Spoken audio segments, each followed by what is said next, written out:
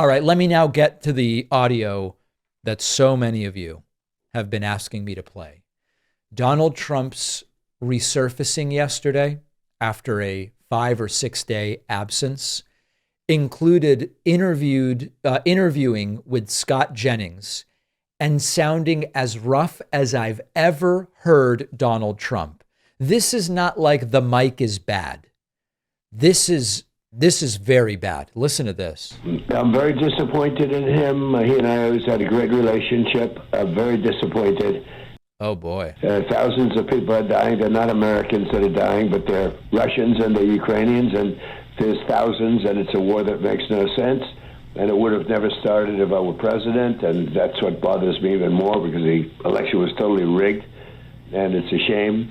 We'll see what happens, but I'm very disappointed in President Putin, I can say that, and we'll be doing something to help people live. You know, it's not a question of Ukraine. It's help people live. 7,000 people are dying every single week. Soldiers, mostly. But 7,000 people. And if I can help to stop that, I think I have an obligation to. So Trump not sounding well. When this interview was released, there were questions. Is it COVID? Is it a cold? Is it a respiratory illness that explains Trump's eyes being all red and teary and also being missing for 5 or 6 days? We have no idea. But by the time of the press conference, he certainly didn't seem to have COVID. Trump, by the way, this was a wacky interview in terms of the substance as well. If there's anything Trump doesn't understand, it's tariffs. And Trump told Scott Jennings, I understand tariffs really, really well. We have to be able to fight on a fair term. They have tariffs against us. China kills us with tariffs. India kills us with tariffs. Brazil kills us with. Now that I know how to, but I've understood tariffs better than they did. I understood tariffs better than any human being in the world, okay? And now with my tariffs, they were all dropping them. India was the most highly tariffed nation in the country. And you know what? They've offered me no tariffs in India anymore. No tariffs. If I didn't have tariffs, they would never make that offer. Yeah. Trump still doesn't understand that the American companies pay the tariffs. I don't know how else to say this. I don't know how else we can explain it unless he's pretending not to understand that, which I don't know why he would, although maybe that is what's going on. Trump simultaneously says he understands tariffs better than anybody else and doesn't understand the key thing about tariffs, which is they are paid by the American companies. So the last week has certainly raised a lot of questions about the competency of the president.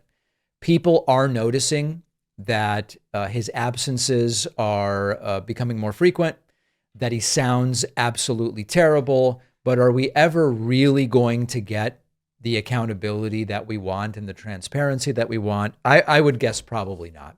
Now, on the bonus show today, we are going to talk about a number of very interesting things. There's this viral video of a CEO snatching a hat out of the hands of a boy at the US Open. And this has become a cultural flashpoint, and we're going to talk about it. The guy now says he made a big, big mistake. I also am going to talk about the Founders Museum from the White House in PragerU, which blurs history with AI-generated fiction. And this is a much more insidious and I would argue dangerous use of AI, which is undeniably going to become more prevalent and unfortunately is going to become more and more difficult to detect. So we're going to talk about that. And then finally, the Epstein victims are compiling their own client list. And it is now possible that even if the Trump administration doesn't release the full Epstein documents, it is possible that we will get a client list from the victims who know where a lot of the bodies are buried, metaphorically, of course. All of those stories and more when producer Pat joins me on today's bonus show. Access the bonus show instantly by signing up at joinpakman.com. I will see you then, and I'll be back tomorrow.